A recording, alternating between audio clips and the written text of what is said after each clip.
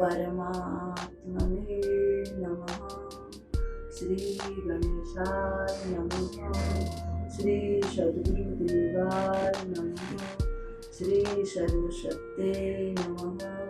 श्री आनंद कंद भगवान की जय। आदरणीय भक्तजनों, सादर प्रणाम। हम आज से श्रीमद् भगवत गीता को श्रवण करेंगे, जिसको सुनने से मनुष्य मोह से ग्रसित जो मनुष्य हैं उनका मोह भंग हो जाएगा। गीता पर सभी का अधिकार है।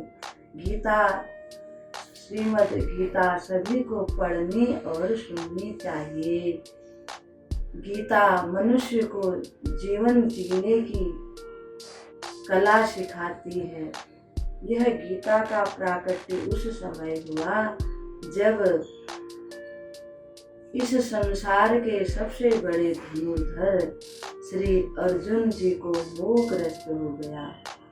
जब उन्होंने अपने सारथी श्री कृष्ण भगवान से कहा कि कुरुक्षेत्र में जाकर युद्ध के लिए सब पांडव दल के सेना खड़ी थी और युधिष्ठिर की सेना भी खड़ी थी। श्री कृष्ण भगवान को कहा कि मेरे रथ को दोनों सेनाओं के बीच में ले जाइए। मैं देखना चाहता हूँ कि मेरे से यहाँ पर युद्ध करने के लिए कौन कौन आए हैं। श्री कृष्ण भगवान अर्जुन के द्वारा संसार को गीता का उपदेश देना चाहते थे। इसलिए भगवान ने ऐसी लीला की, जब भगवान श्री कृष्ण रथ को लेकर के दोनों सेनाओं के बीच में गए, तब अर्जुन ने देखा कि दोनों तरफ अथाह सागर के समान सब खड़े हुए हैं। उनमें से सब मेरे रिश्तेदार ही हैं। कोई दादा हैं, कोई गुरुजन हैं, कोई पितामह हैं, कोई ताऊ हैं, कोई भाई भतीजे, यहाँ तक कि पोते पड़पोते तक भी हैं। अर्जुन को इतना मोह छा गया कि वो कहने लगे कि जिनको सुख देने के लिए हम युद्ध कर रहे हैं, तो जब वही लोग नहीं रहेंगे तो फिर हम युद्ध करके क्या हमको लाभ होगा। इसलिए हे केशव, मैं अब युद्ध नहीं करना चाहता हूँ। अगर मैं जंगल में भी चला जाऊँ तो ये युद्ध करने से वो अच्छा होगा। मेरे को अपने जनों को मारने का पाप तो नहीं लगेगा। तब भगवान ने उस समय अर्जुन को गीता का उपदेश दिया। सभी मनुष्यों के लिए आज जो पूरा विश्व मोह से ग्रसित हो रहा है, मेरा और मैं, तेरा और तू, हर जगह युद्ध हो रहे हैं, हर जगह जमीन इत्यादि, भाई भाइयों में युद्ध, माता पिता और बच्चों में युद्ध, हर जगह युद्ध हो रहा है। तो ऐसे लोगों को आज गीता जी की बहुत ज़रूरत है। गीता जी हमें जीवन जीने की कला सिखाती है। अब इसका एक बहुत ही बड़ा महात्म्य भी है। इसमें हम गीता जी के महात्म्य के साथ ही गीता जी को सुनेंगे।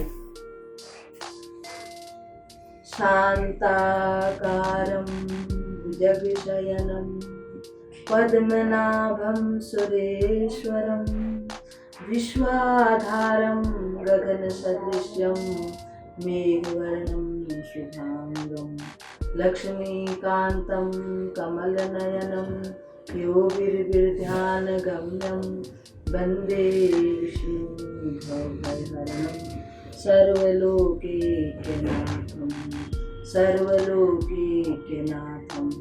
वसुदेवसुतं देवं कंसचाणूरमर्दनं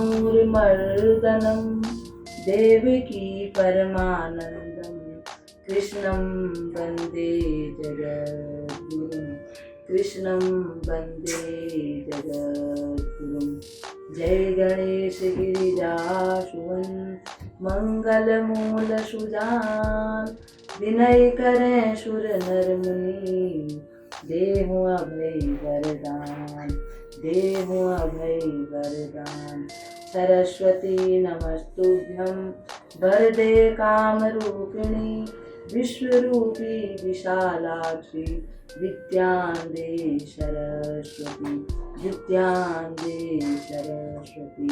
अखण्डमण्डलाकारं व्याप्तं येन चराचरं, तत्पदं दर्शितं येन तस्मै श्री गुरवे नमः, तस्मै श्री गुरवे नमः। आदरणीय भक्तजनों, आज हम श्रीमद् भगवद गीता के पहले अध्याय का महात्म्य सुनेंगे। एक बार माता पार्वती और भोले बाबा विराजमान हो रहे थे। तब माता पार्वती ने बड़ी मधुर वाणी में भोले बाबा को कहा कि आपकी कृपा से मुझे श्री विष्णु भगवान से संबंधित अनेकों अनेकों कथाएं, उनकी लीलाओं का ज्ञान है। हे देवेश, अब मैं गीता का महात्म्य सुनना चाहती हूँ, जिसको सुनने मात्र से ही भगवान श्री हरि में भक्ति हो जाती है। वह भक्ति को बढ़ाने वाली है। कृपा करके आप मुझे सुनाइए।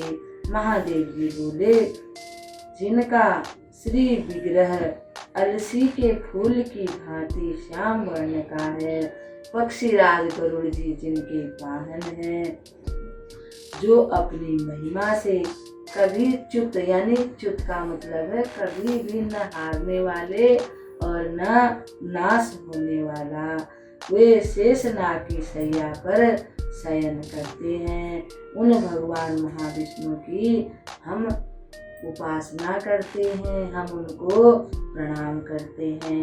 एक समय की बात है, मूर दैत्य के नाश करने वाले भगवान विष्णु शेषनाग के रमणी शेषनाग की शैया पर बड़े सुख पूर्वक विराजमान थे। उस समय समस्त लोगों को आनंद देने वाली भगवती लक्ष्मी जी ने उनसे आदर पूर्वक एक प्रश्न किया। लक्ष्मी जी को आनंद देने वाली कह रही है भोले बाबा।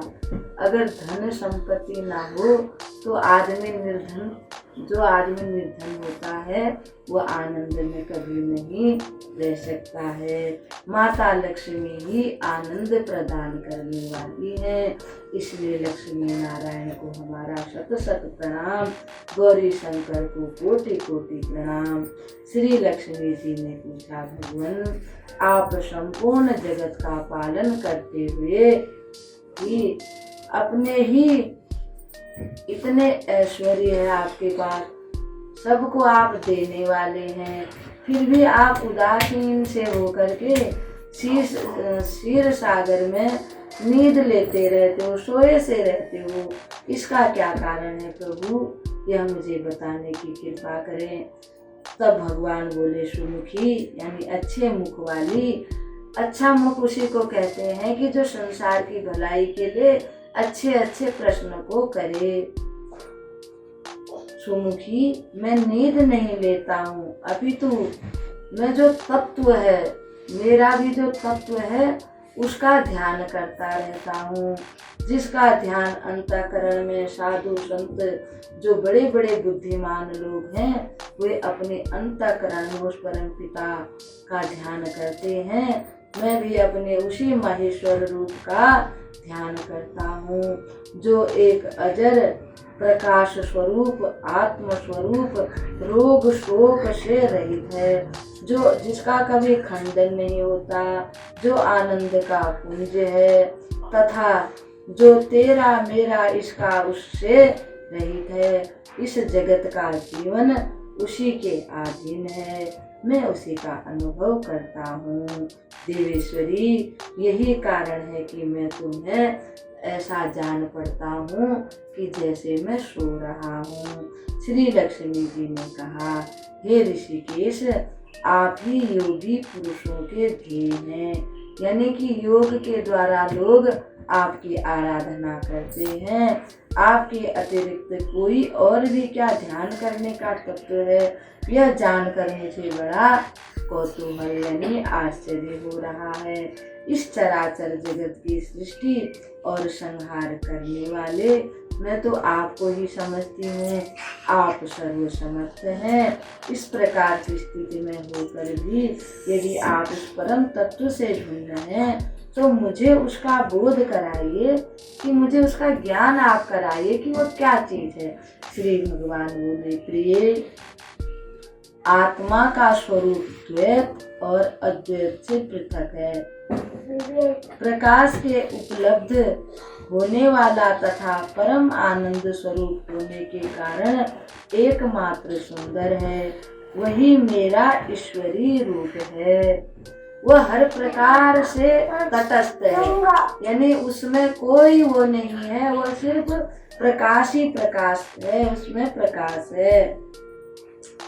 वही मेरा आत्म तत्व है। आत्म तत्व का एकत्व ही सबके द्वारा जानने योग्य है। सभी को अपने आत्मा का चिंतन करना चाहिए। गीता शास्त्र में इसी का वर्णन किया गया है।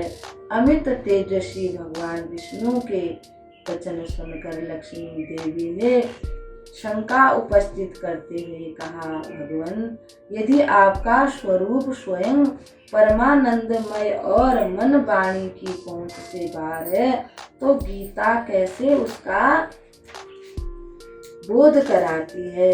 मेरे इस संदेश का आप निवारण कीजिए। श्री भगवान बोले, सुंदरी सुनो, मैं गीता में अपनी स्थिति का वर्णन करता हूँ। क्रमशः 5 अध्यायों को तुम 5 मुख जानो, 10 अध्यायों को 10 भुजाएं समझो तथा 1 अध्याय को उदर और 2 अध्यायों को दोनों चरण कमल जानो। इस प्रकार यह 18 अध्यायों की वांगमयी ईश्वरी मूर्ति ही समझनी चाहिए। इस प्रकार से ये सब मिला के मेरी मूर्ति समझनी चाहिए। यह ज्ञान मात्र से ही महान पातकों का नाश कराने वाली है।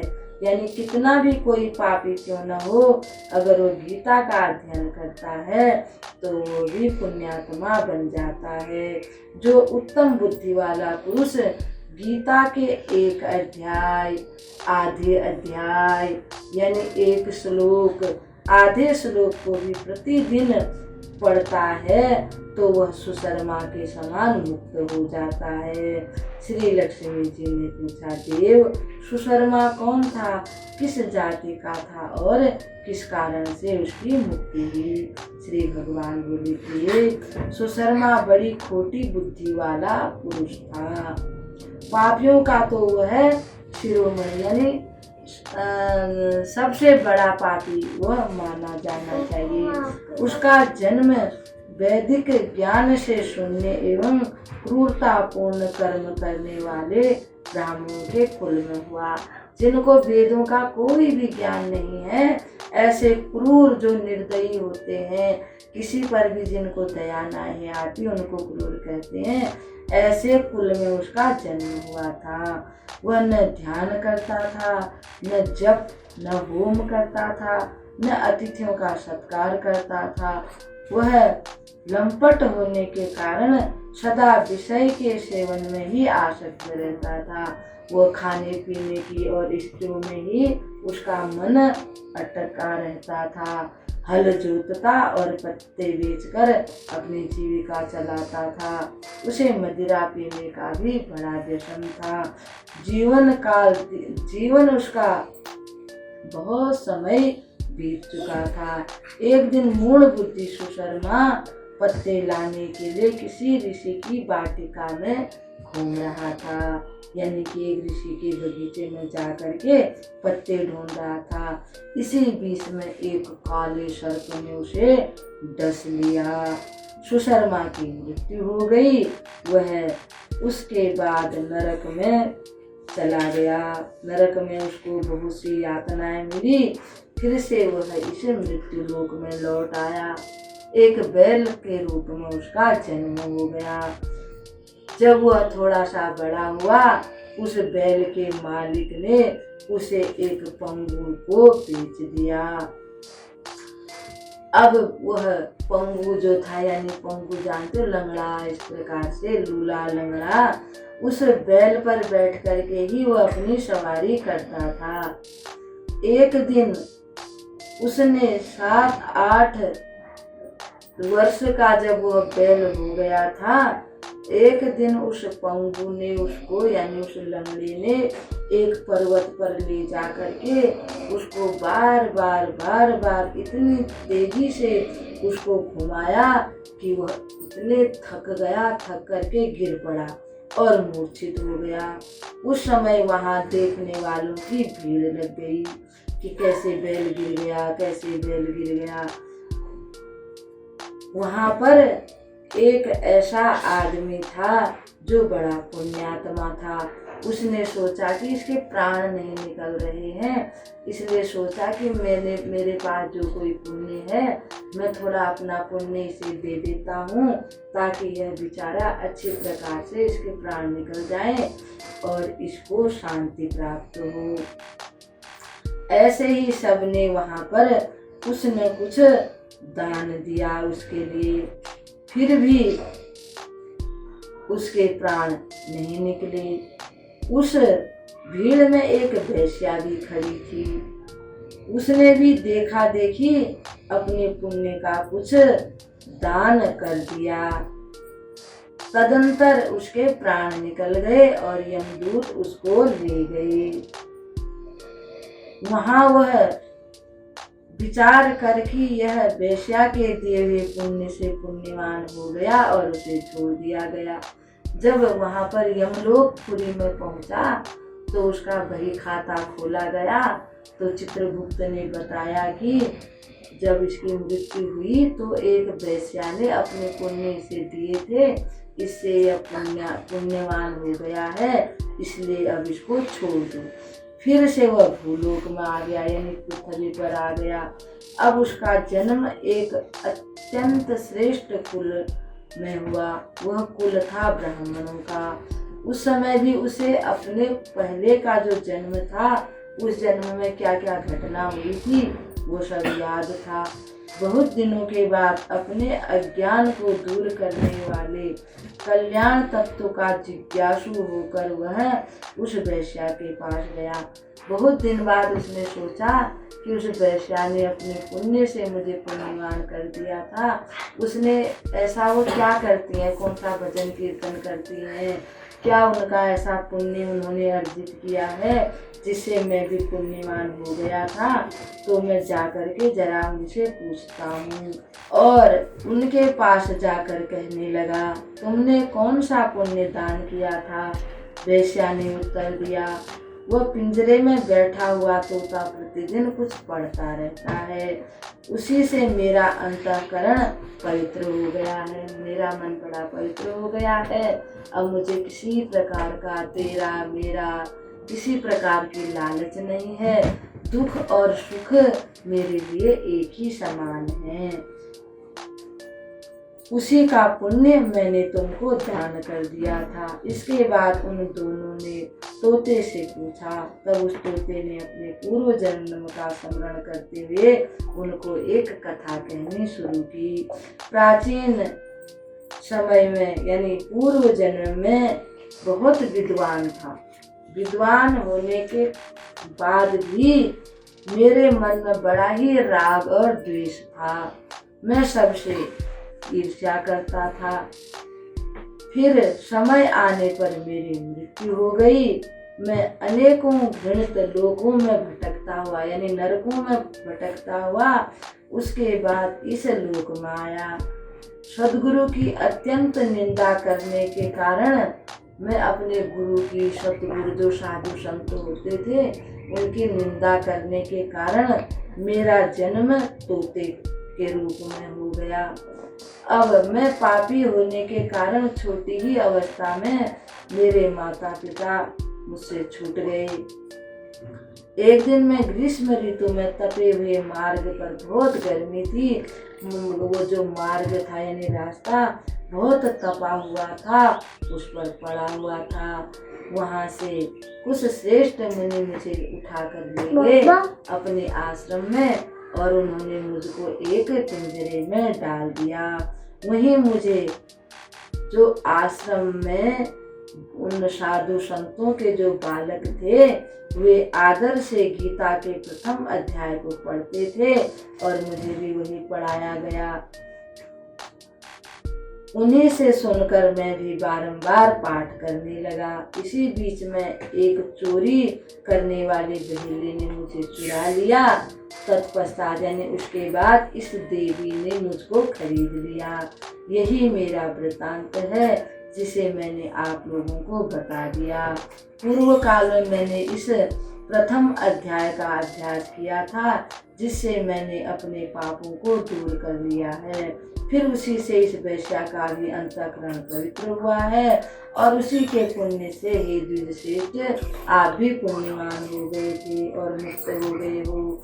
इस प्रकार परस्पर वार्तालाप और गीता के प्रथम अध्याय के महात्म्य की प्रशंसा करके वे तीनों निरंतर अपने अपने घर में गीता के पहले अध्याय का अभ्यास करने लगे।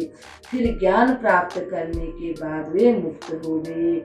इसलिए जो गीता के प्रथम अध्याय को पढ़ता है, सुनता है, सुनाता है और उसका अभ्यास करता है वह भवसागर से बिगर कठिनाई के ही पार हो जाता है। आदरणीय भक्तजनों, अब हम गीता के पहले अध्याय को आपको सुनाना चाहते हैं और आप अवश्य सुनिएगा। श्री भगवत गीता अथ प्रथमो अध्यायः। ओम श्री परमात्मने नमः। धृतराष्ट्रोवाच। धृतराष्ट्र कहते हैं, धर्म क्षेत्रे कुरुक्षेत्रे समवेता युत्सवः मामकाः पांडवाश्च किं कुर्वन्ति संजयः। किं कुर्वत संजयः। ऐसा धृतराष्ट्र कहते हैं। धृतराष्ट्र बोले, हे संजय, धर्म भूमि कुरुक्षेत्र में इकट्ठे हुए युद्ध की इच्छा वाले मेरे और पांडु के पुत्रों ने क्या किया।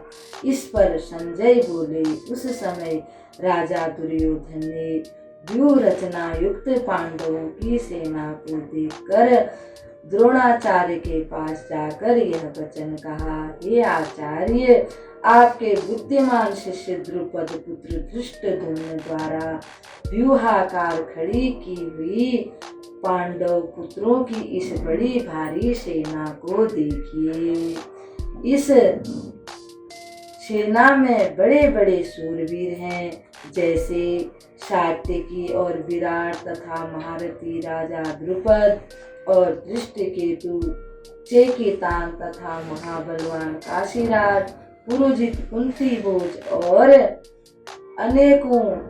अनेकों पराक्रमी युधामन्यु तथा बलवान उत्तमौजा, सुभद्रा पुत्र अभिमन्यु और द्रौपदी के पांचों पुत्र, ये सभी महारथी हैं। हे ब्राह्मण श्रेष्ठ, हमारे पक्ष में भी जो जो प्रधान हैं उनको मैं कहता हूँ, आप सुनिए। एक तो स्वयं आप और पितामह भीष्म तथा कर्ण और संग्राम विजयी कृपाचार्य तथा वैसे ही अश्वस्थामा विकर्ण और सोमदत्त का पुत्र भूरिश्रवा तथा और भी बहुत से शूरवीर भीष्म पितामह द्वारा रक्षित हमारी वह सेना हर प्रकार से अजय है। इसलिए आप सब मोर्चों पर अपनी अपनी जगह स्थित रहते हुए आप लोग सब के सब ही निसंदेह पितामह भीष्म की ही सब ओर से रक्षा करें। इस प्रकार द्रोणाचार्य से कहते हुए दुर्योधन के वचनों को सुनकर कौरवों में वृद्ध बड़े प्रतापी पितामह भीष्म ने उस दुर्योधन के हृदय में हर्ष उत्पन्न करने के लिए बड़े जोर से सिंहनाद के समान गर्जन करते हुए शंख बजाया। उसके उपरांत शंख और नगारे तथा ढोल मृदंग और निशंग आदि बाजे एक साथ ही बज उठे। उनका वह शब्द बड़ा भयंकर हुआ। उसके अनंतर सफेद घोड़ों से युक्त उत्तम रथ में बैठे हुए श्री कृष्ण महाराज और अर्जुन ने भी अलौकिक शंख बजाए। बोल श्री कृष्ण महाराज की जय, श्री अर्जुन जी महाराज की जय। उनमें श्री कृष्ण महाराज ने 5 जन्य नामक शंख और अर्जुन ने देवदत्त नामक शंख बजाया। भयानक कर्म वाले भीमसेन ने पौंड्रक नामक महाशंख बजाया। कुंती पुत्र राजा युधिष्ठिर ने अनंत विजय नामक शंख और नकुल तथा सहदेव ने सुघोष और मणिपुष्पक नाम वाले शंख बजाए। श्रेष्ठ धनुष वाले काशीराज और महारथी शिखंडी और धृष्टद्युम्न तथा राजा विराट और अजय सात्यकी अन्य सभी ने अपने अपने शंखों को बजाया और उस भयानक शब्द ने आकाश और पृथ्वी को भी शब्दमान करते हुए धृतराष्ट्र के पुत्रों को अत्यधिक भयभीत कर दिया और उनके हृदय को विदीर्ण कर दिया। हे राजन, उसके उपरांत अर्जुन ने खड़े हुए धृतराष्ट्र पुत्रों को देखकर श्री कृष्ण महाराज से यह वचन कहा, हे अच्युत, मेरे रथ को, अच्युत यानी जो कभी च्युत नहीं होते, हे मेरे रथ को दोनों सेनाओं के बीच में खड़ा करिए। जब तक मैं यहाँ पर इकट्ठे हुए युद्ध की कामनाओं की इच्छा करने वाले इन लोगों को अच्छी प्रकार से देख न लूं कि इस युद्ध रूप व्यापार में मुझे किन किन के साथ युद्ध करना योग्य है। दुर्बुद्धि दुर्योधन का युद्ध में कल्याण चाहने वाले जो ये राजा लोग इस सेना में आए हैं, उन युद्ध करने वालों को मैं अवश्य देखूंगा। संजय बोले, धृतराष्ट्र, अर्जुन द्वारा इस प्रकार कहे हुए महाराज श्री कृष्णचंद्र ने दोनों सेनाओं के बीच में भीष्म और द्रोणाचार्य के सामने और संपूर्ण राजाओं के सामने उत्तम रथ को खड़ा करके ऐसे कहा कि हे पार्थ, इन इकट्ठे हुए कौरवों को देख। उनके उपरांत पृथापुत्र अर्जुन ने उन दोनों ही सेनाओं में स्थित हुए पितामह के भाइयों को, पितामहों को, आचार्यों को, मामों को, भाइयों को, सभी मतलब जितने भी उनके कुटुंब के रिश्तेदार इधर उधर के थे, सबको देखा। इस प्रकार उन खड़े हुए संपूर्ण बंधुओं को देखकर वे अत्यंत करुणायुक्त हुए। कुंती पुत्र अर्जुन शोक करते हुए यह बोले, हे कृष्ण, इस युद्ध की इच्छा वाले खड़े हुए सज्जन समुदाय को देखकर मेरा अंग स्थिर हो जाता है और मुख भी सूखा जाता है और मेरे शरीर में कंप तथा रोमांच होता है तथा हाथ से गांडीव धनुष गिरता है और त्वचा भी बहुत जलती है तथा मेरा मन भ्रमित सा हो रहा है, इसलिए मैं खड़ा रहने को भी समर्थ नहीं हूँ। इस प्रकार से अर्जुन बोले, हे केशव, लक्षणों को भी विपरीत ही देखता हूँ तथा युद्ध में अपने कुल को मारकर कल्याण जी नहीं देखता। अगर हमारे ही परिवार के सब लोग मारे जाएंगे तो फिर हमारा क्या कल्याण होगा। हे कृष्ण, मैं विजय नहीं चाहता और राजा तथा सुखों को भी नहीं चाहता। मैं न तो राज्य चाहता हूँ अब न कोई सुख चाहता हूँ। हे गोविंद, हमें राज्य से क्या लाभ है अथवा भोग से और जीवन से भी क्या लाभ है। जब सब लोग ही मर जाएंगे तो फिर हमारा ही रहना क्या उचित होगा, क्योंकि हमें जिनके लिए राज्य भोग और सुख आदि चाहिए वही जब युद्ध करने के लिए आए हैं, जब वही मर जाएंगे तो फिर युद्ध में जीत कर भी हम क्या करेंगे। गुरुजन, ताऊ, चाचे, लड़के और वैसे ही दादा, मामे, ससुर यानी सब कुटुंबी जन, सब संबंधी लोग यहाँ पर युद्ध करने के लिए आए हैं। इसलिए हे मधुसूदन, मुझे मारने पर भी अथवा 3 लोक के राज्य के लिए भी इन सबको मारना मैं नहीं चाहता हूँ। ये पृथ्वी का तो राज्य क्या है, अगर ये युद्ध करने के बदले मुझे 3 लोगों का राज्य भी मिल जाए, 3 लोग का, तो भी मैं युद्ध करना नहीं चाहता। हे जनार्दन, धृतराष्ट्र के पुत्रों को मार करके भी हमें क्या लाभ मिलेगा, हमें क्या प्रसन्नता होगी, है तो ये हमारे भाई ही। इससे हे माधव,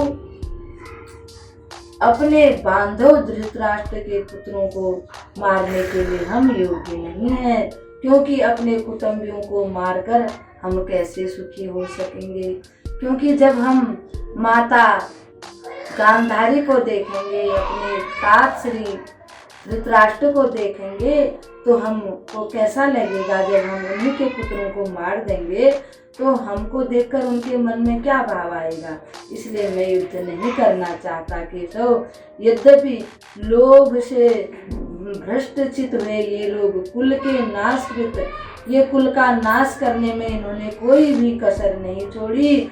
मित्रों के साथ विरोध करने में पाप को नहीं देखते। ये लोग तो पाप क्या है, पुण्य क्या है, ये भी नहीं जानते हैं।